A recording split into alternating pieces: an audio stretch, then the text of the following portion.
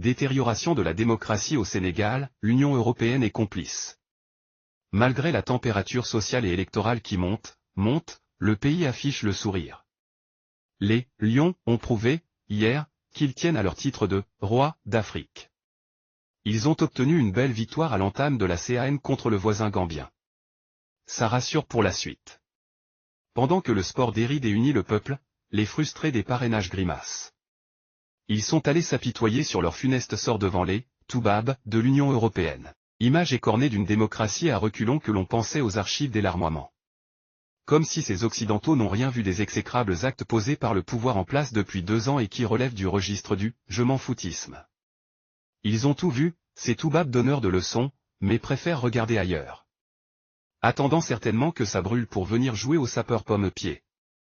Et puis, pourquoi donc ramener à la raille au son un président qui sert si bien leurs intérêts? Nous devons être assez grands et responsables pour régler nos propres contradictions et problèmes. Bien entendu, les messieurs et dames recalés de ces étranges parrainages n'ont pas tort dans un pays où l'on se fout éperdument des décisions de justice. Tout est permis à ceux qui sont au pouvoir, pendant que l'opposition est traitée comme des terroristes. Une situation que l'avocat maître Adama Gueye résume ainsi avec justesse, une justice à 2 vitesses, forte avec les plus faibles et faible avec les plus forts. Vous en doutez?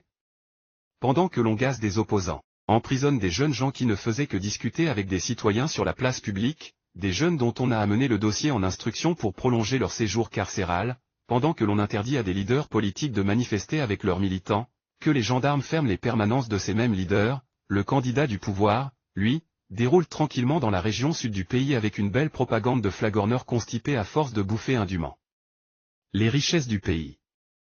Selon ses frotte-manches, la jeunesse de ces contrées aurait dit oui au candidat du pouvoir. Elle aurait acquiescé à travers des mobilisations payantes comme cela se fait couramment avant que tout ne leur retombe dans la gueule le jour des élections. De flagrantes injustices auxquelles nos amis de l'Union européenne assistent sans réagir. Mais que voulez-vous? Ce candidat du pouvoir les arrange tellement.